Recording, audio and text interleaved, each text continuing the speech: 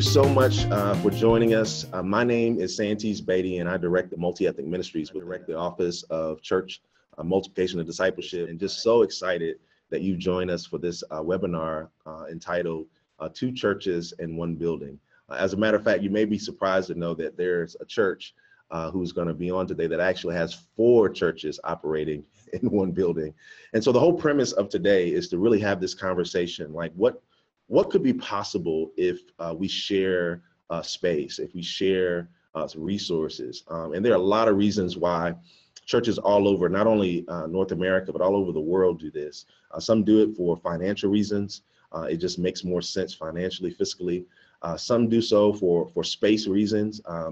And then others choose to do it because maybe there's a segment of the community, a people group or several people groups that they're trying to reach, but they've been a monoethnic church and they find leadership somewhere else within their community or right within their church.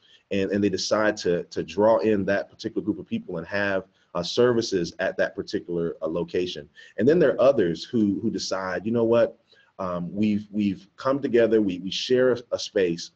Why don't we become one church, right? Why don't we pool our resources and become one church? And so there are a lot of reasons that it's done. And so you'll get a chance to hear from several churches, churches in Dallas, in Allentown, Pennsylvania, in DeKalb, Illinois, in High Point, North Carolina, and in Buffalo, New York. You'll get a chance to hear from 5 different areas of ministries that are doing just that.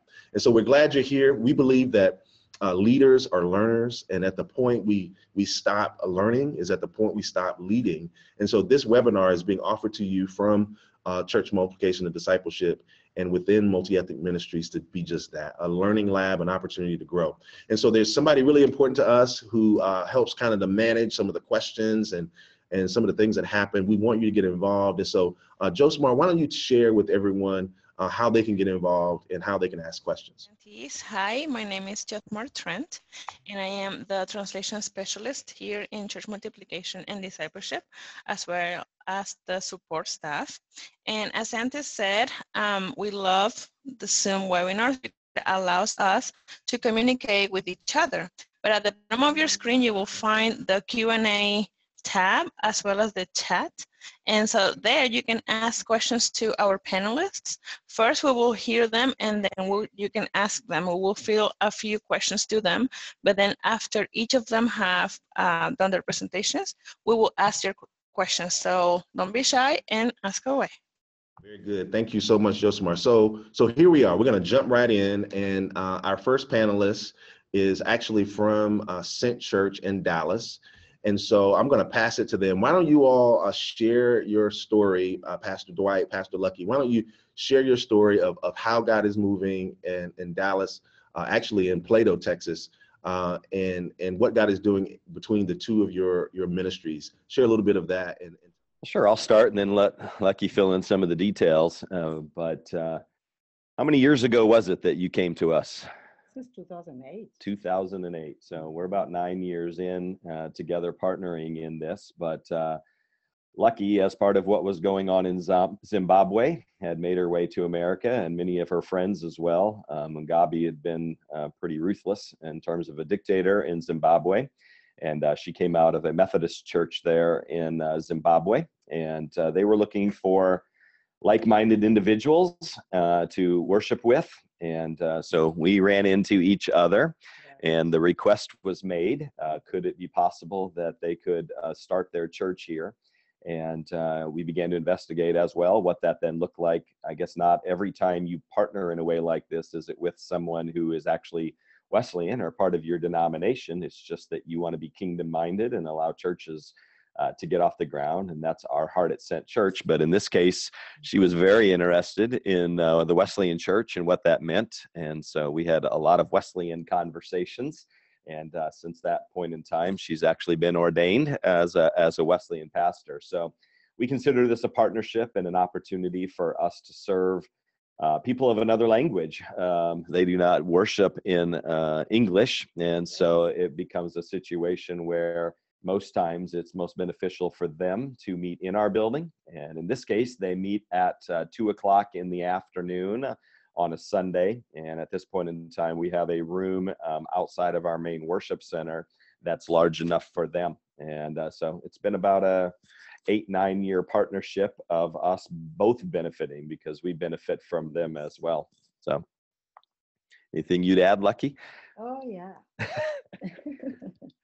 I love it. And we have a very, very good relationship. When I first came approaching Pastor Dwight, I didn't believe it was going to work. And he didn't believe too, because he thought maybe I was looking for donations. Then I'm like, no, it's not about donations. And then at the end, we found out there was a God connection spirit. So it is working wonderful. We sometimes even miss him.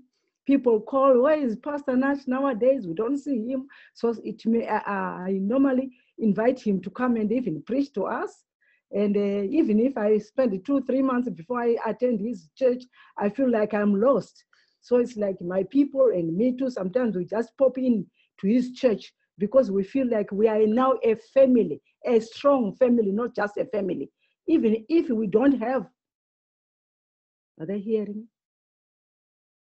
Even if we don't have, let's say, supplies for Holy Communion, sometimes I will just get into the kitchen, pick up their stuff, use it, go ahead and buy, we put it back because we feel like it's part of us. And even if we use the building, we feel like this is our building. So we go even beyond cleaning, whatever, like my house. We just take this place like my house. And I take Pastor Dwight like my brother. And that's how it is working. And even if for us, we do like all-night prayer, they trust that if this building, even if they are not there, like is there with the people, the building is fine. And we've been doing that every year. At end of the year, we have all-night prayers.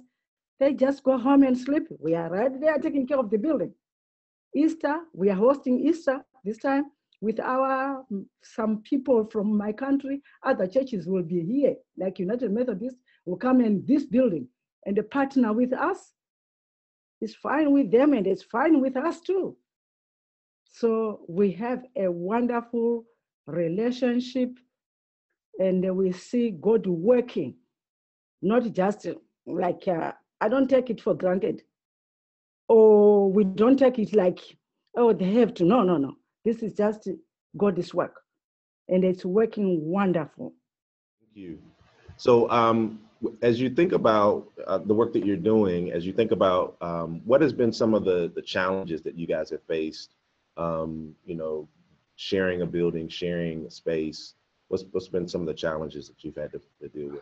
I'll go from my vantage point first, and then you can talk from your vantage point, Lucky. I think early on, there obviously the main component is a level of trust that you're able to have with each other. And so early on, you're trying to establish that and figure that out. And no matter how hard you try, you always have bumps in the road that you got to figure out, or something happens. Things get spilled, things get broken, there's things not where you put them, so you certainly always have to come in with a generous mindset, recognize it's for the kingdom, and a lot of times roll with the punches. That doesn't mean that you don't think it out in advance. And we've even done it in a way where they rent from us, and so it hasn't been a totally rent-free experience for them, but that together we're using this building, paying off debt, allows us to do some other things. They've had dreams at times of something bigger and a place of their own. But thus far, this has worked really, really well for us. So it just became a pattern for us that we know that at 2:00 on a Sunday, their church meets, and they're a blessing. And some of our small groups get blessed too, because they worship differently than us. And so we have small groups that meet at the same time, and they're like, that's cool. That's really cool that to listen in on the Zimbabwean worship that's going on. So I'm never going to lie and say that it doesn't put a stress occasionally, but I can't think of any time in the recent past after 8 or 9 years that's happened. The relationship has been deepened, and we're for them and they're for us. So I don't know from your vantage point. The advantage is the relationship. The disadvantage is when there's a new office manager who do not know us. We start thinking, oh, these people, are they gonna clean this or leave this building clean? And can I trust them? Things like that. But after that new business manager, after about 2 or 3 months working with us, it always goes smoothly. And sometimes we say, hey, make sure you leave it clean. Hey, make sure you do this, make sure. Say, okay, sir, okay. But before you know, there's nothing, no more for, can you make sure I do this? And, but the most advantage is that it's like our own place now. We are not even thinking of having any other place than this. No dream. It's been fun for us, Santes. Obviously, cultures are different. And so it's been fun for us, even when we talk about time and times that things start and when things end. And so obviously there's a lot of patience on that side, them with us and us with them, because we're like, hey, it's 2 o'clock. What are they doing? Where are they? How, and they're like, hey, that's just a suggested time. And but man, I've learned so much from them. So it's been a joy to get to partner with them. And in terms of partner, I always tell Pastor Nash that there's a Zimbabwean time. I'll be there, but I'll be there in Zimbabwe, 11 o'clock Zimbabwean time, meaning that I'll be late with about 10, 15 minutes.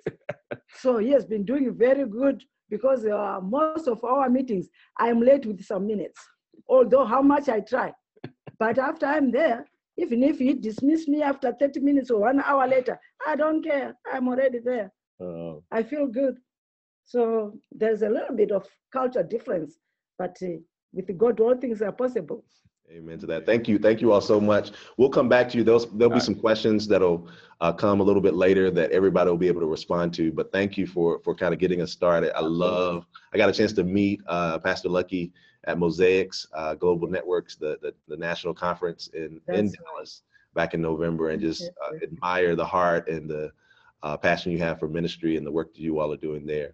So now we're going to move to another group. We're actually going to lift up what's happening in Allentown, Pennsylvania. And so there we have Pastor Patricio Labe and Pastor Gina Colburn. And why don't you all share a little bit of your story, kind of what brings you to this place, and how you see God working through the ministries that are happening there. I came to Allentown a couple of years ago and really had a passion to reach 1% of the Lehigh Valley, and knowing that if we were going to reach 1% of the Lehigh Valley, it would be reaching people that were different than me, and how would that look. And so as we began to explore what Allentown was made up of as far as population, we noticed that there was a high Hispanic population in downtown Allentown, as well as growing other areas in the Lehigh Valley.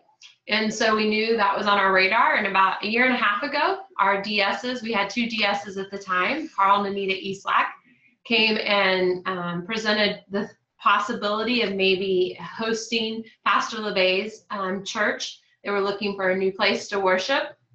And so we began to pray about that and thought that it was a great next step for us to do, and see kind of what it looked like, kind of date to see what it looked like to be 2 churches using 1 building, and how we could possibly maybe in the future become 1 church. And so it was Valentine's Day last year that we had our first service together, and that was a combined service on a Sunday morning, and it was beautiful. It was powerful. We served communion together, and just had a great service as we began to see what this would look like to share space. And it's been a great year, and a little over a year, and we're excited to see that what God's doing through both of our churches. We both have a passion to reach people in the Lehigh Valley for Jesus. And so from my perspective, it's a really great opportunity for my church to learn what it looks like to worship and meet people who don't look and act and talk like us. Bueno, I talk to in Spanish because it's much better for me. La experiencia nuestra ha sido muy grande y sanadora en nuestros corazones porque después de haber pasado caminando a través de Allentown diferentes lugares, hemos encontrado juntarnos en la iglesia de Allentown con Trinity y ha sido una experiencia realmente maravillosa. Tenemos la misma visión, alcanzar almas para el reino de Dios y realmente ha sido una experiencia maravillosa. Nosotros trabajamos juntos, predicamos, hacemos mucho trabajo fuera de la iglesia y a veces traemos gente americana a la iglesia, los hispanos, y los americanos traen gente hispana. Entonces hay una relación de mucha armonía, los grupos de alabanza se juntan para tener actividades, realmente para nosotros usar esta iglesia, esta facilidad junto con la pastora Gina, ha creado una relación bastante maravillosa, de mucha visión para alcanzar el reino de Dios, engrandecer el reino de Dios. Well, Pastor Patricio Lave is saying that it has been a great experience for him and for his church. It has been very refreshing also, the way that they have connected. They have been reaching the people. They have put Americans into Hispanic worship, and then also they have put Hispanic into the American services as well. And it has been great for him to see, go to Trinity Church and then see all the Hispanics that have been there. It has been very, very refreshing and very, it has been a healing experience as well for them to connect with this other church. You all, like, how did you just, like, how did this relationship start? So did you all, was it a district connection? Was it a personal connection? Was it something you met in the community and decided to do this together? Like, how did your relationship begin? It was a district connection. So Pastor LeBay and I had a BDS's first. I think it was Pastor Anita. Yes. And then our boards came together for a night of prayer and board meeting and a meal. And so that kind of was the foundation of how we started. We then we each have liaisons from our churches that meet on a regular basis to kind of discuss how things are going and if there's any issues that need to be talked about. And so that's kind of how we started it. And then as far as boards meeting, we probably need to schedule another one of those because there's a lot to discuss as we kind of move forward and see what that looks like.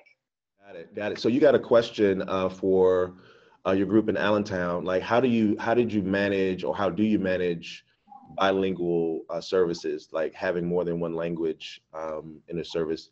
Do you all do that regularly, or is that something that you just do on occasion? What happens on a regular basis is they have their own service at 2-ish. So if anybody calls me and says, what time is your Hispanic service? I say 2-ish. And right? Yep.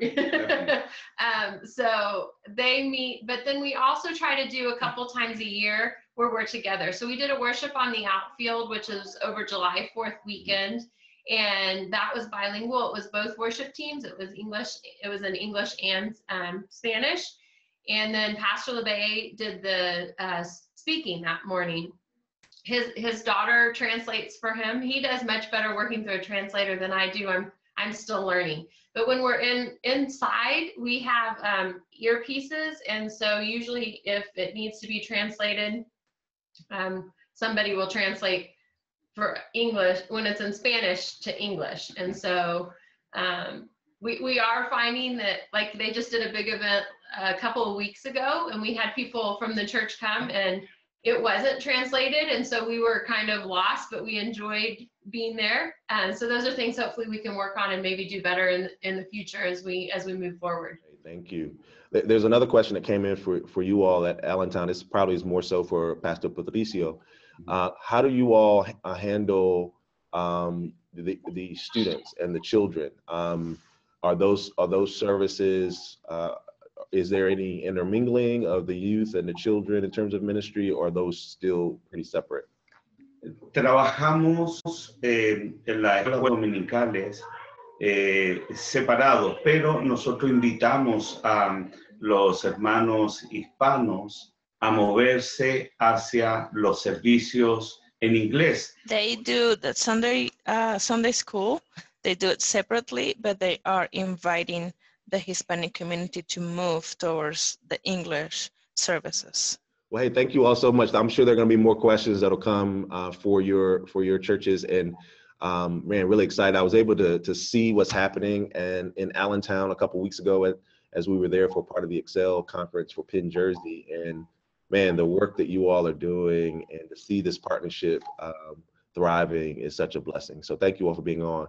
We're going to move to our a third group, which is actually right here in High Point, North Carolina, where my office is as a part of the North Carolina East District.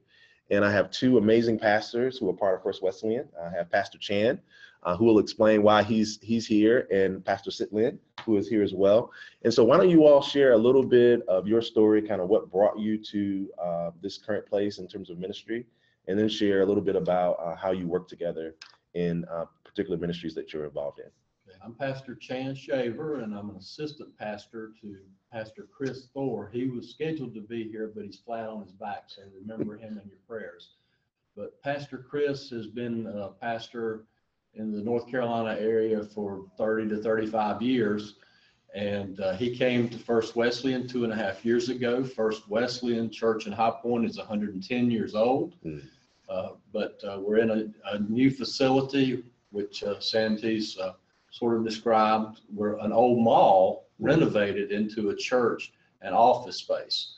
But Pastor Chris came here 2.5 years ago, and I'm an ordained pastor and had also been a chaplain for 2 years at a level 1 trauma center nearby called Baptist Hospital in Winston-Salem. So Pastor Chris immediately called me and he said, I need you here for congregational care. So my specialty is the congregation care. And so I've been here almost 2.5 years as well. But so that's what draws Pastor Chris and myself to First Wesleyan. And so we have come on board. There's about 600 members here at First Wesleyan. And back in the mid to late 1990s, Pastor we say is short for his long name, which I can never pronounce. So Pastor is a Laotian pastor who came here in the 1990s as a refugee. And so came to the High Point area to resettle. And so God called him here to First Wesleyan to minister to the Laotian. And he's had a Laotian congregation since the late 90s. And he could not be here today and sends his regrets. And beside me is Pastor Sitt-Len. And Pastor Sitt-Len has been here 2 years. And he is leading the Burmese Karen congregation. So we have the umbrella of the First Wesleyan congregation, we have a Laotian congregation, and a Burmese Karen congregation. So Pastor Sitt-Len, if you'd share how you came to be here. Oh yes, I'm grateful to become here. I mean, as be part of the First Wesleyan Church. Originally, I'm from Burma. It's called right now. It's called the Union of Myanmar. Yes. The reason I brought here is because of the John McMurphy from the First Wesleyan Church. At first of us here, there is no the pastor among of the Korean congregations and Burmese congregations. So he's the one looking for the pastor. Suddenly he called me. So he said, I need the pastor here. So actually, first of us, I came to the Oregon. Yeah, Oregon. Yes. Portland, Oregon. Yeah, and suddenly I received a phone call from John McMurphy from the First Wesleyan Church, said that he is looking for the pastor. Oh, okay, because here there's many of the Korean congregations will gather together, but there's no pastor. So most of the people here, the third stamp of the words of God, and that's the difference that because of the language barrier, and also the custom, culture, traditions. So also the difference of the communication between the First Wesleyan Church and the Korean Burmese congregation. So he need the one who take care of the Burmese congregation. By the grace of I came here about for last 2 years and serving among of the Korean and Burmese congregation. Be part of the First Wesleyan Church. I do appreciate it a lot. I feel confidence and feel the love of Christ of the First Wesleyan Church. I have things boldly to share things or difficulties, the problems to them, because they open the doors very widely and keep us, even though we are minority, small groups, but they keep us the part of the family. So we do feel warm and love and confidence. But there is the optic gap with our current Burmese congregation because they're from different backgrounds, different churches, different denominations. First of us, they thought about that the First Wesleyan Church is a different, different belief, a different doctrine. For me, I have no problem at all, but I have problem with the church, Korean and Burmese congregations, with the First Wesleyan Church because of the language barriers and the lack of understanding of what things that we are doing. So I came here and tried to make a bridge with the Burmese and the Korean congregations. So later on, they do understand, okay, even though name is different, either we're Baptist or a First Wesleyan Church, or we from different backgrounds, but we do believe in Christ Jesus. It's the same one body in Christ Jesus. Later on, they do the church are understanding and realize about that, and they came to be acceptable. And over their heart very widely, and they also came and refuge in the honor of the First Wesleyan Church, and that's no problem at all. Yes, thank you. Wow. Yeah, I was going to ask you a question. I was going to ask a question because when I first got here, what blew me away was, there's your larger sanctuary, but then there are like so many different other spaces that you have, mid-sized gathering space, and so your Laotian congregation and your Burmese Korean congregation have spaces that are significantly for them, but there's also some sharing. Like there are times when you do services together, where you participate in things together. So share a little bit more about how you do that. Okay, to try to package up Sitt-Len, we love Sitt-Len, and each week we have a staff meeting, and Pastor I and Sitt-Len get to share what good news is happening with them and their church in the week. But as Santes said, we do have a big sanctuary which can seat 1,200.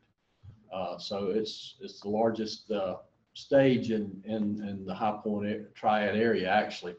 But with Laotian Church, they have their own little worship center, and they have about 50 participants.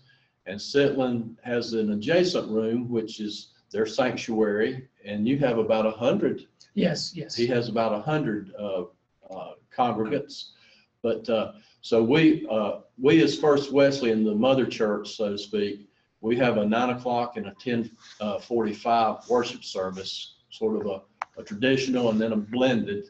And then the Laotian church has their worship at 10:30 in their worship center upstairs. And then at 1 o'clock, Pastor Sitt-Len and the Burmese Karen have worship at 1 o'clock. And but at least about 4 times a year, we try to designate a Sunday night, probably usually the 5th Sunday night, to have an overall praise and worship and baptism service, and we have it jointly. And Pastor Sitt-Len has put a wonderful fire under the Church of First Wesleyan, his congregation, the Ocean congregation. He is going out meeting the people in their homes who are Buddhist, and he's converting them to Christianity, inviting them in. And so like every quarter, he may have anywhere from 5 to 12 to be baptized. So it's beautiful in that Pastor Chris and Pastor Sitt-Len are in the baptistry together, and the Americans being baptized and the Burmese Karen being baptized together. Pastor Chris, of course, is the main figure, but Pastor Sitt-Len has a wonderful part in that baptism, that they're baptizing jointly. And we do have occasional fellowships 2 or 3 times a year where all of us can come together. We do have services or intentional services where we include Pastor Sitt-Len and Pastor I in our main worship and invite both churches. But again, as Sitt-Len has said, the language barrier is the main bump in the road right now. Those who can understand English come, but those who don't stick with Sitt-Len. And so Sitt-Len is a vital part of our High Point community, and he's inspiring all of us on staff. And just a quick note, when we do have a staff meeting, Pastor Chris lets everybody on the staff share what's new or happening or prayer requests. And when we get to Sitt-Len, Pastor Chris usually likes to save Sitt-Len for last because it's so exciting. And so when he says, Pastor Sitt-Len, do you have something? Pastor Sitt-Len says, yes, I share the good news. And he tells us the house and the street that he visited, the family he visited that week, and what the circumstances are or the needs, and how he has tried to introduce Christ to their lives. Wow. And it's just he's an awesome evangelist, and he's retooling we American pastors. Thank you. Thank you. Yeah, so part of, and I had a good chance to talk with Pastor Chris, I guess last week or 2 weeks ago. And one of the things that, our next panelist will talk a little bit about how this is playing out for them. But, you know, one of the challenges is as ministries grow, as hearts align, as relationships build, you know, there's this question of, do we become one church? And what does that look like in terms of how we worship together? There are always going to be challenges around language, like there are always going to be challenges around culture. But what does that look like as God melts our hearts together and gives us a common vision? And so that's something they're wrestling with at First Wesleyan. I don't think they have all the answers to that yet, of what that looks like and the cost of that relationally and in other ways. But really excited about the courage that you have. And let me just say this too, like, I think Josemar helps me with this often. And as an English speaker in a predominantly English speaking context, I must commend every panelist who's on today that English is not your first language, and how difficult it is to not only listen to English so much, but then have to try to communicate in English, or trying to figure out how to communicate well when some of those words don't translate well, don't translate easily. So thank you for your courage and your willingness to be a part of this conversation in a language that is not your heart language or your first language. I commend you on that, because I've been in situations recently where, you know, the language being spoken predominantly is not my first language, and I know how difficult that can be, how insecure I can be sometimes, and how I communicate. So thank you for your courage and your willingness to jump on and be a part of this. We really appreciate you. So next we're gonna go to DeKalb, Illinois, and my good friend Pastor Dean is there, and some great things happening with him and Pastor Rodrigo. But Pastor Dean is going to share a little bit about what's happening out there in DeKalb, Illinois. It's great to be with you in this session. Very, very excited about all that is happening in different churches around our denomination. I myself have been pastor here in DeKalb for 10 years. And about 2010, I met Pastor Rodrigo Azafefa, who is the pastor of the Wesleyan Church here in DeKalb as well. And Vida Nueva actually was an original, if you'd like to call it, plant out of our church back in the year 2000, 99, somewhere around there. And then they went out on their own. And then things kind of just went their own way. And then I came into the community. And Pastor Rodrigo and I became great friends. And through that process, we became prayer partners. Our churches started to do some ministry together, outreaches together, had at times differing services together at different times of year, holidays and so forth. And what happened was actually in 2014, our district superintendent approached me and asked me if I would be interested in opening our facility, if DeKalb Wesleyan be opening our facility to Vida Nueva and have them minister and worship out of our facility again. And they were going through some financial challenges and so forth. Congregation was a great number of people, but finances were kind of tight. And so they thought that that might be better for them to have another location. And so they did come to our facility. And out of that, things started to develop and evolve. We had already had this natural affinity toward one another because I've preached for Pastor Rodrigo several times before that district request came to us, and also he's preached for me. Actually, when we do pulpit supply, we are the ones that we call on each other. We used to call on each other all the time. So the relationship was already built. There was trust already built. And soon, it wasn't but maybe about a year later, as we began to develop some criteria on how this would work and how this would go forward, that we decided that we needed to try to do more ministry together. Our teens go to the same school. Our youth ministry is now combined. It's been combined from the beginning. We also have, at this present moment, now we're at the place we have an integrated church board. Even though we're not one as a church yet, all of our leadership decisions out of this facility for both congregations are made out of one board. We have an integrated trustee committee. We have an integrated hospitality care committee. We have done bilingual services. Most of the services, however, we have are English, and which is at 10 o'clock, and then the Hispanic services at 1 o'clock. And we are at the precipice now where we are actually having serious conversation about becoming one church. Both congregations believe that we're to do that. We are in a community that is evolving and developing and moving in a different direction. Demographics have changed immensely. Hispanic population in our community has doubled, as well as the African American population. And so we believe that we're to continue along this line. We are at the place where we are about ready to pull the trigger on that. We've had some decisions about working together, even looking at resourcing salaries and so forth for Pastor Rodrigo and myself. That's how far we've gone in all of this. Trying to do everything we can to eliminate every barrier that we possibly can, looking at this and sharing our facility with and resources with both congregations.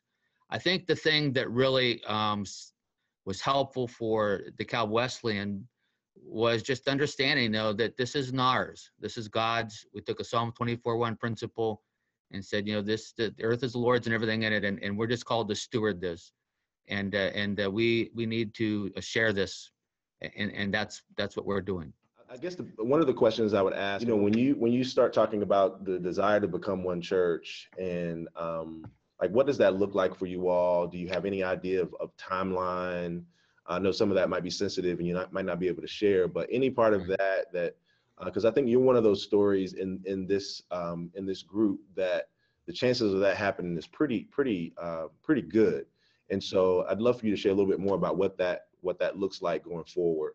What that looks like for us at this present moment is that we have a couple of phases here. One is that as we become one, obviously all of our resources will come together. Second of all, Pastor Rodrigo and I, even though we look at each other as a co-pastor kind of relationship, he is going to be more as far as on his appointment as associate pastor. We will continue having a English speaking service and also a Hispanic speaking service, because we're always ministering to first generation Hispanics. But our next goal out of this is we have a heart for the second generation Hispanics. That's what we're looking forward to the future. We know that they're a group that is kind of in between. They've become more assimilated into the culture, and yet they still want to hold on to some of that heritage. So we want to then move toward having, actually, our goal is to have a bilingual, a multicultural service. Let's call it that. It won't be bilingual, multicultural service where English will be the main language, but we will have more of a Hispanic flavor as well as Anglo's flavor mixed together. So that's sort of where we're going. And so we'll always have 2 services, but that will be the direction. But all ministries, every decision that is being made, children's ministry and everything is working and coming closer to being combined together. Very good. Well, thank you. Thank you so much, Pastor Dean. Let me go to Pastor Rodriguez. I want you to share a little bit of your story and your view just in terms of how La Vida works closely with the call. Thank you, Santes, for having me today in this webinar. We born as a church and we start doing our ministry in separate ways. We see group growing in some other second and third generation that need to be attendant, and we don't have the resources to district. And we start praying together about now 7 years. I think Pastor Dean shared something about how we start meeting in the building, but I think everything you start with the need for ministry together and ministry the second generation. And now that we are this and doing ministry to be more revival in both groups, I see our youth doing ministry with the worship team with the Wesleyan. We have the latest group are doing combined services, and I see more and more people work, and this is a way to do ministry for us. Yeah, you're breaking up quite a bit, but we can definitely hear you. It was a little dragging. One of the questions that came for Allentown, which I would really love to hear you talk a little bit about from your perspective, how closely aligned. I know Pastor Dean talked a little bit about doing Sunday school together with youth and children. Like, how do you see bilingual services? How do you see youth and children's ministry working closely with what's happening with the call? In my experience, I believe that the bilingual services is something that can work pretty good with some sectors of the church, but some other those who primarily have English language or Hispanic. So some of them prefer to have separate services. The the youngers, I said the young adults, they're more willing to have bilingual services from the Anglo Church. From Villanueva, we don't have the kind of problem, I could say, because since when we born as a church, we always translate the sermons, because we have a mixed marriage, you know, people from the United States married from some people from El Salvador, and that kind of mixed marriage that's required for us to translate the service at the beginning. And we are more used to have a bilingual service than our Wesleyan church. But we understand that, and we respect that, and that's what we're pretending to have or continue having services in Spanish and in English. In some special occasions, we can have bilingual services. Very good. Thank you, Pastor Rodriguez. It's a joy to have you, man. So glad you were able to jump on. We're going to move to the next panelist, and that's Pastor Casper Farrow, who's up in the Buffalo, New York area. I was actually there this weekend, had a chance to visit him and his church on Saturday night. And Pastor Cap, why don't you share a little bit? Your story is a little unique in that I want to say you have at least 3, maybe 4 churches meeting in your in the building that you share at Grace. Well, why don't you share a little bit of your story? I'm going to unmute you there, and then kind of how you all do ministry together. We've had up to 5 churches in our one church there, working together. When I started, we worked and got this building, and I sat there lonely one day saying, "Man, we need some more folks in here," and invited a friend who is from the Vineyard Church, who didn't have a place, and he's come on. He's Anglo, and then we've invited. We have a refugee congregation of Africans, mostly from Somalia and Congo, and Buffalo is a repatriation station for refugees, and so that church came alongside, and then we've had a couple different Spanish churches that have been a part because our community is very diverse, and so the exciting thing that we do is every 5th Sunday we have a worship service together. and everyone's music and messages are all together, and we have great translators that work in English back and forth with the different languages groups that we have, and we're able to have a fantastic time of fellowship on the fifth Sunday. We call it Fifth Sunday celebration, and we are working towards possibly unifying. Problems are that one of the brothers is not a Wesleyan, but we're trying to figure out how we can connect them somehow, and to be a part of that. But our work has been with a very dynamic community, a large population of folks, and it's pretty fun. It's neat getting different perspectives and hearing different people talk about how they would they interact in ministry, and coming up with ministry plans that involve all the youth together, doing things together, activities as well as group times together, and it's been a real challenging but exciting experience for me.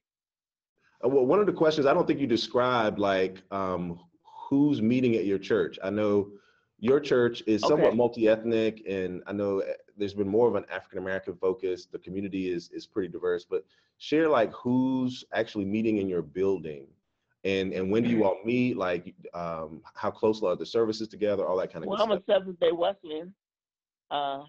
My church meets on Saturday night.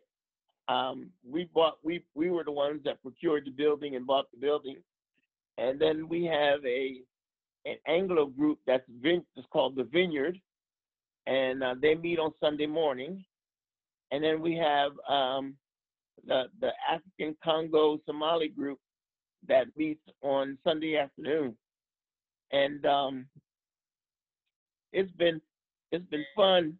One of the neat things we do is have pastor meetings together, and the pastors get together every week and pray together and share our concerns and needs that we have for the community. Sharing, we have everything is shared from our sound system to the kitchen, and so we have to work out the kinks and make sure everything is running smooth like that. And so our pastors get together and we pray for each other and lift one another up, as well as talk about the needs of the space that we're using. So from a practical standpoint, because I know like if I'm out there listening, I'm wondering like how do you manage that? Like 4 churches at 1.5 churches, like are bills shared? Is it rent? Like how do you manage that? We all chip in for the building, which makes it lower cost for everybody. Everybody puts in about $400 a month for the building, so therefore we can cover all the electricity and things like that. And then we also we do meals together. We have different meals together. And the most powerful thing is the pastors meeting together and praying for one another. That is just so powerful. And we've become good brothers with each other, and that's what's important. Thank you, Pastor Cap. One of the things that I'll mention, having been in New York, not only in Buffalo, but several other cities, having been in Chicago and talking to some of our churches in the Chicagoland area, being out in LA and the San Diego area, one of the things that sometimes doesn't get talked about because many of our churches are not in the city, they're often in suburbs or rural areas, is that what you're describing is not uncommon in the city for a lot of different reasons. I think you're dealing with it from a relational standpoint, which, man, is just commendable. But from a financial standpoint, to own space in the city, to own a building and to take care of all of the utilities in a city is a huge undertaking. For example, we just have a church where we're planting Brendan and Jen Peterson in Manhattan, and to think about the cost of having to do that in Manhattan alone is quite considerable. And so the vision to do things together, but also the practicality of what it would mean for us to share costs is huge. So we're going to come back to you, Pastor Cap, in just a minute. And Pastor Rodrigo, I think, has figured out his sound. We'll come back to him in just a second. But we're going to go to Pastor Anita, who's down in Georgia, and have her share a little bit of her story. Pastor Anita, at Bold Beginnings, and what's happening in your area. Share a little bit of kind of who you are and what you all have been doing down in Georgia. I appreciate the opportunity to share today. We're here in the Atlanta metro area. We're in the shadows of 12 Stone, and we're a small church, you know, and in the culture down here, small church in the shadow of 12 Stone, you can easily have the feeling, well, we can't do that, right? But God always said to us, you might not be able to do that, but you can do something. And so it became a pretty big process because our church had been approached before about sharing its building for another congregation, and they really didn't want to. And the Lord just said, you've got to get them to turn the ownership of that building away from them and to me, because it's my house. And so we began the process of saying, we are not the owners of this building. God's the owner of this building. And this building is to be used for his glory. And we should get maximum amount out of the building that's here. Talk about return on investment. You know, our building was used for 2 hours on Sunday morning for our little congregation, and then 1 hour on Wednesday, and sat empty the rest of the time. And that just doesn't even make sense. And we started opening up the building to community things and letting them come in and have their meetings there. The county used their meetings there because I wanted our people to start getting the idea that this building doesn't belong to us. And our congregation is already diverse, and we have people from Ghana, Jamaica, African American, a few white folks sprinkled in there. So we're already diverse.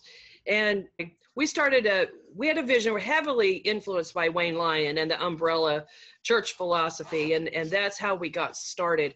And actually it was an easier sell to say to our people that this church was going to be part of us. We're not renting the facility to another church. We're going to plant a Hispanic church in our building.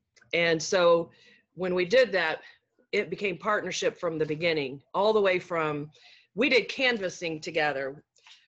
One person that spoke Spanish, one person that spoke English, we knocked on the door. And because you never know who's going to answer the door. Is the person going to speak Spanish, or is this person going to speak English?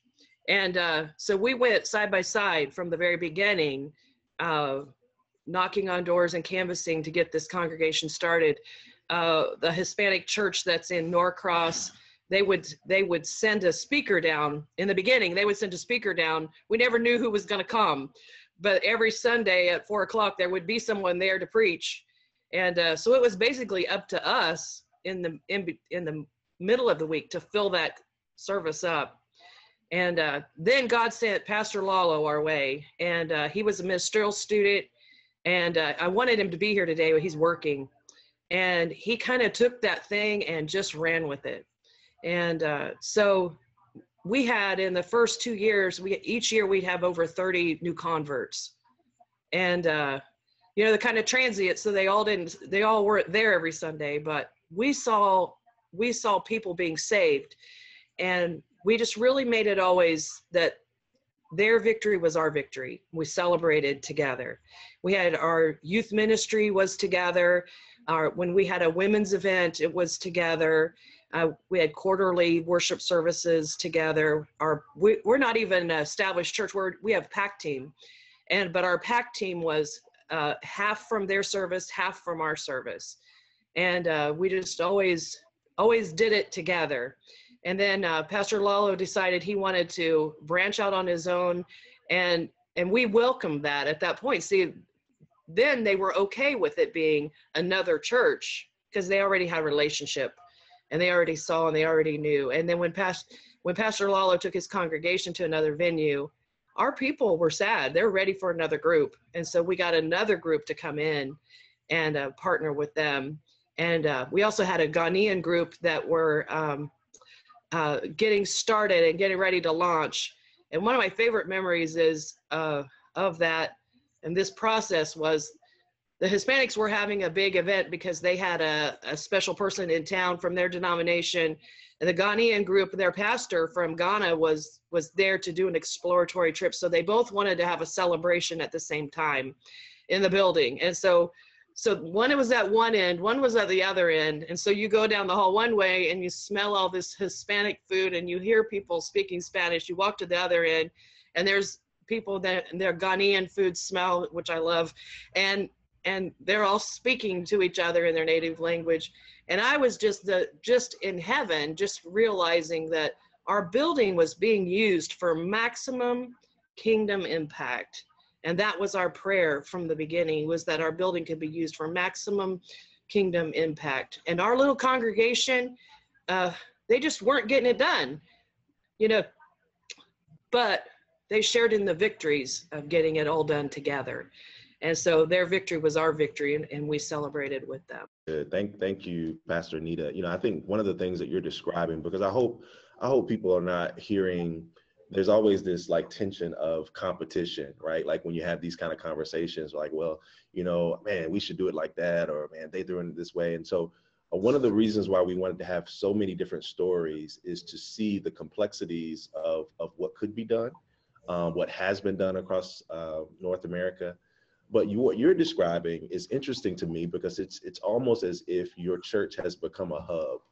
It has become kind of a sending center, if you will, where you're able to help your church in the process of helping another church create a vision and be a sending church, but not in your traditional way. And so, man, what an amazing story of what's happening in Georgia. So now we're going to move to Cal Horton in Indiana. Just asked a question that I want to kind of throw out there for everybody.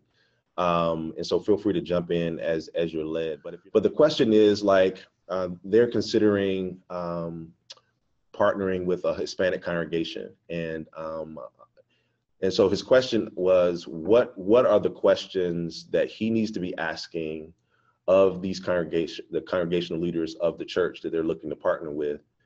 And then the other question is, what questions do you feel like, that you wish you would have asked first? There's some things, hindsight is 20/20, that if you're a church that's coming into the situation and as you look back in retrospect, what were some questions that got answered later that you wish you would have asked as a church before you started the relationship? So at one level, what question does he need to be asking this congregation that he's looking to partner with? And then for those of you who have been churches who've become a part of a partnership, what are questions you wish you would have asked before you started that relationship or started to meet together? So any of you want to answer that question from Kyle?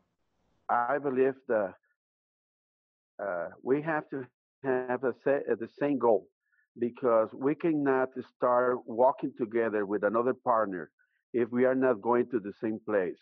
I think that will be the first question. What is your call? What God is going to do? And when we have the answer, and the answer is very similar, we can walk together and we can walk through any obstacles to get to the goal that God is calling us to do. And I believe the second thing is to sit down and put in and organize what will be the expectation for each group. What are you expecting from your partner? What will be your responsibilities here? It's not putting that under assumptions. We have to be very clear, because more clear than we are, less problem we can have in the future. I think this maybe speaks to what you're asking, Santes, as well. Is one of the things that I learned maybe the hard way, and we can laugh about now, is I had never partnered with a different culture in ministry before. And so, well, that's not true. I had in Kansas City. But so when I came here and the partnership began, I remember one of the first nights they came, it was the worship team, and they were going to practice, and I was having a conversation with them, and I was like, oh, I'm so excited that you're here. I hear that you guys do a lot of like food and lunch, and I just love Mexican food. And they all looked at me like, are you crazy? There's no Mexicans here. And they're like, we're from Honduras and we're from Guatemala. And so I think from my perspective, it's realizing that I have some mindsets of what something looks like and learning a lot about different cultures. And so we all can laugh about that now. And they were so gracious with me in that moment. But so for me, it's really, from my perspective, it was, I need to realize that just because someone speaks Spanish does not mean they're from Mexico. So just learning different cultures and what that looks like, and respecting them in their culture. And I think what Rodrigo said about expectations is really a good one as well. We went through from the very beginning and said, this is your church. It's not my church. It's our church. This is God's church. And we want you to feel like you can use it. And so just making sure that you're all on the same page with expectations. What does that look like, and how you can move forward to do ministry, even though you're kind of doing it separately, you're doing it together because you are in one building. So that would be, I don't know if you have anything else you want to add. For me, it's a wonderful relation, because when they begin the relation, talk about very clear what is the impact for the community, because I have the same vision for the rich people through Jesus Christ, right? I think true church in one building is taking the heart from God. For me, I talked about the agenda very clear. Any problem today, I don't have any problem in this journal to this day when coming to Trinity Wesleyan with Pastor Gina.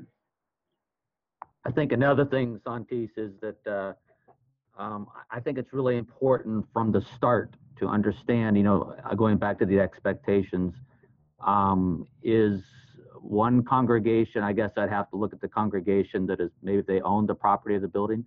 Are they looking at this from a rental perspective? Or are they looking at this from a ministry perspective? Because I think that mindset is so important. I heard a couple comments made here from a few people that they just kind of, like I said earlier, they took like the Psalm 24:1 principle that, we don't own this. We want to share this with you. We want to be in this with you together. Certainly there has to be expectations laid out in terms of, just so you don't run into problems later on, like, even the use of a classroom or something of that nature. Hey, why is all this stuff missing that we once had here? How are you going to work all that out? That sort of thing. But as far as the main goal, I think that needs to be stated right from the start, because I know of some situations where there have been some churches that have shared buildings, and one group has looked at it a little bit differently than another. And when one group's looked at as those who are leasing, that sets a whole different precedent here in what's going forward. And I think you have to have the same mindset together. One of the things that is important for us is that I consider us community-based here in the city. And so where the church sits, we go 5 blocks, right, left, up and down. And that's our church community, because it's a walk. We'll be able to walk. We've had some people that came in that made it a driving church, and I had to ask them to leave because they weren't focused on the community. They were focused on their previous folks that come from another district. And so being a local church has been important for us to be able to get the mixed people groups that are in the community, and we've come together and been able to worship together, and it's been a fantastic time together. And as far as the financial responsibility, we got to keep the lights on and stuff, and so we all chip in together. But it's not like it's an exorbitant rent, because I know a church that just started here in the city, and they're paying $1,000 a month rent to the building, but we all chip in $400 a piece, and just to keep the utilities and things going. And so it's important to, like everyone has said, to have expectations laid out up front, so that we're not bumping heads into each other, but we're really working together for the kingdom. So here's one of the elephants in the room, right? So, and I know a couple of you have had to address this in your context. So what if the church is not Wesleyan, right? Like, what if the church has a different denominational stance, maybe has some different doctrinal issues that, you know, you'd have to work through? Like, how do you address these kinds of challenges or this type of partnership when it's a church that is not Wesleyan? And are there any major differences to your approach given that dynamic, or is your approach the same? I'm currently working with a church that is not a Wesleyan church, and we've been talking about some unity things together. And the doctrinal differences there are a couple of huge points, but they're not spiritual points, they're just social points. And so spiritually we're pretty much connected, but they have some areas that the Wesleyan church would frown upon, but we're overlooking those things just to be able to do ministry together. I think our higher ups would not accept them into the body unless they made some changes. So we're just continuing to work together, and in those areas that we're compatible, we keep going with. And those social, physical things that we're not connected on, we don't participate or do. So it's been working pretty good so far. How would you respond to that question, or have you had to wrestle with a church that is not a part of the Wesleyan Church being a partner with you? Yes, I told you, Santes, earlier that my partnership with Lucky isn't the only time I've walked through this. And I don't know. I guess when you're ascending church and that's your main viewpoint in life, you're going to open up the gates a little wider and try to be as kingdom-minded as you possibly can. And that always comes with tension, and you got to live with that tension frequently. And yet it's really good tension. And Andy Stanley's pretty good at saying every time you solve a tension, you probably created bigger problems. And so we just try to stay in the middle of the tension of saying, we're going to be ascending church. We're going to be a generous church. We're going to be a kingdom-minded church. And so, outside of heresy, we're not as concerned about drawing the lines that tight as to who's going to use our church. And so I guess through my ministry, we've partnered, or at least allowed other ministries such as a Romanian gypsy church to be part of our using our facility. We've had an Indian church, a Telugu language speaking Indian church, which will be that again. And I would just talk about the blessing in that, because what even started in that situation was they were part of another denomination, loosely, I guess, in some ways. And out of that came a friendship, to which now they will become Wesleyan down in Arlington, which is the southern area of DFW. They will plant another church out of us that's Wesleyan. And in May, I'll travel to India, and there's a really good chance that out of this partnership that became a friendship, there's a good chance we could bring 2,500 new churches into the Wesleyan Church through a partnership in India, because we had open hands and open hearts early on in the process, which then became a friendship, which then who knows what that may look like in India that becomes a partnership. So I don't know. I think it's about a heart. It's about a culture, and just saying whatever God wants to bring our way. We've allowed church plants of other denominations to start out of our church. And I get that can be dangerous, and are they taking our people? And so what? I think it's just about living a little bigger than my little kingdom and figuring out this isn't my kingdom, it's his kingdom. And I think part of what you're getting at, Dwight, is one of those tensions of, and if you've heard me share before, you know this is one of the things I come back to. So you can almost quote it from me. I think part of the challenge of this work in multi-ethnic ministry and sharing space, particularly, and we've highlighted today specifically churches that are partnering that are of different ethnic groups. They're often churches that are of the same ethnic groups, and we're not highlighting those stories. We specifically are highlighting stories of shared space and shared vision of different ethnic groups. And one of the things I've found is that as we do that, the challenge and the temptation we have is to invite people to become a part of us or a part of what we do. And there's almost this expectation of assimilation, right? That they will become a part of us and they'll, but the reality is that doesn't seem to be highlighted in Scripture. What seems to be highlighted in Scripture is accommodation, welcoming the stranger, welcoming someone, and we both become something new through this relationship. Like, I'm not expecting you to become like me, and you're not expecting me to become like you, but we both become something new. We are made new through this new relationship, through this partnership.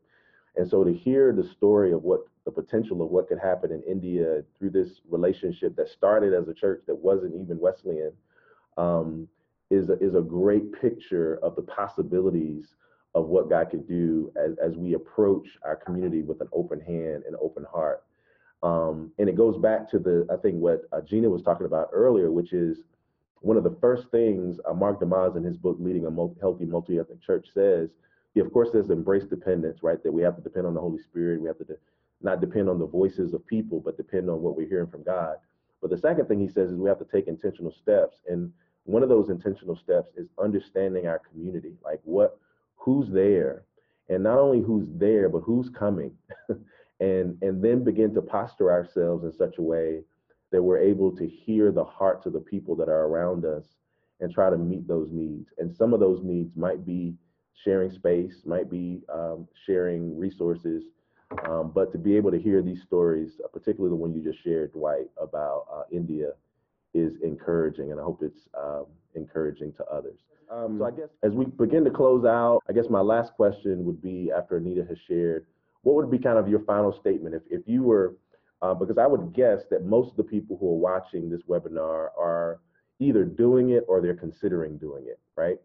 So just prepare, like, what would you say, what would be your thing to say to that particular church from your level of experience of what they should consider as they go into this potential partnership with another church? But Anita, would you share anything related to that last question that was just answered? I just wanted to say the last group that we had in our building, they were Pentecostal and pretty strict Pentecostal. The ladies would have their heads covered when they came into sanctuary, and ladies weren't allowed on the platform even to clean it.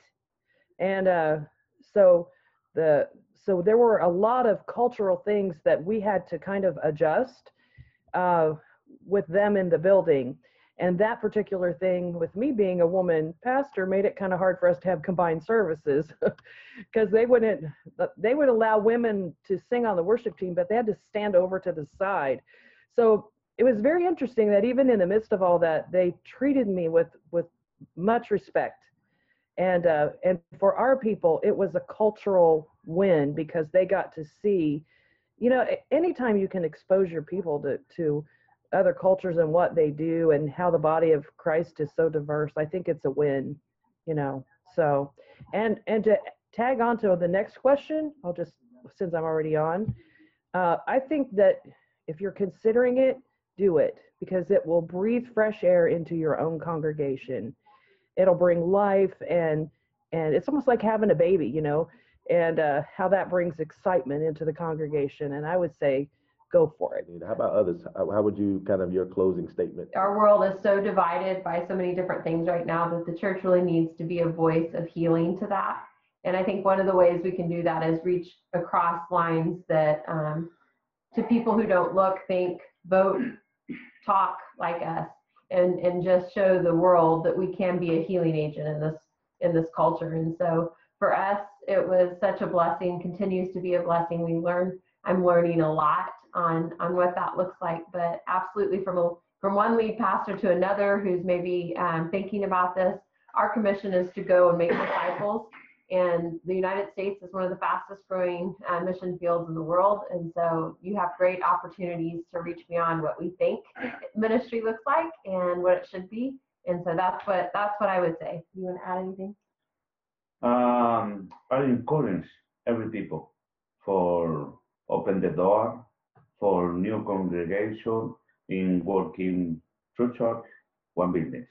I just want to say that for those who want to start doing this, do not allow fear to put you away what God is calling you to do. I think fear is the worst enemy that the church can have. We need to be, we have to be obedient. We have to remember who is the owner of this church is the Lord. And if the Lord is calling anybody to start doing this kind of partnership, He will be always behind, and He will be give us the fruit of the Spirit to work out all the details that we need to work out, and He will lead the way, and we need to be obedient with Him. Do not allow fear to interfere with God's purpose. The church has, for too long, been separated. Like Martin Luther King said, that it was the most segregated time of the year, 11 o'clock. And so we need to get about this kingdom business and building the kingdom, because heaven is going to look like all of us, not just one group. Amen. Well, we're almost out of time. And so what we typically do to kind of close out is just share a little bit about where we're going in our next few webinars. And I've asked Pastor Sitt-Len here to kind of close us out in prayer in just a moment. But before that, first of all, I want to thank all of our panelists. Thank you, thank you, thank you. I know for many of you, it was moving around work schedules and trying to get everybody in the same room. And so thank you for your commitment to this webinar and to our pastors and our leaders across North America. Also, just want to say to you that the next several weeks, we'll be entering into some more conversations. Next week, we focus in on multi-ethnic next gen. And so we'll be having a conversation about children's ministry and student ministry and how to do that from a multi-ethnic perspective. The following week, we'll be talking about planting multi-ethnic. So we'll have churches that intentionally planted as multi-ethnic churches throughout North America. And then we'll end on what I think is the 3rd of April with a conversation that is really about how to have multi-ethnic conversations. So it's called Multi-Ethnic Conversation Strategies. And so we'll, at one level, lift up this resource we've been using called Multi-Ethnic Conversations, but we'll also highlight what some other churches are doing across North America to promote these conversations in their churches and their communities. So that's the course of the next 3 weeks up until Easter. We'll take a few weeks off for Easter and for Exponential, and then we'll come back right after Easter with a few more webinars before we run into the summer. So thank you for being a panelist. Thank you for being a participant and your questions. They've truly lifted up some of the challenges, but also some of the beauty of trying to do this good work together. So Pastor Sitt-Len, why don't you close us out in prayer? And I've asked him to do so in his original language. And after he's done, we'll close out. But good to have you all here, Pastor Sitt-Len. Subhagina de Paramgo, Davida Puruma, Codonari Penny Papa the Covata, Lebucateco, the Tacos of Tamuto or the Lagapolo, Lebuda Matakuta, who you like a Poco Plata, Tuga, Wadinta, Butalo, Iwasa, Takutisa, Tatinasa, Tasatapa, Tasoda Mota, Suasulika, Shukribu, Lebugamura, Malak, Paketo, Tawalik, Sakotin, Finish Sultan, Masodi, Oluto, Soto, Nara, Papa Fatamuti, Pakilis, who are sipping in a Colopota with Shukri and Columbia Sapa. Amen. Amen. Amen. All right. God bless you. Hope to see you all next week. Thanks again for joining us.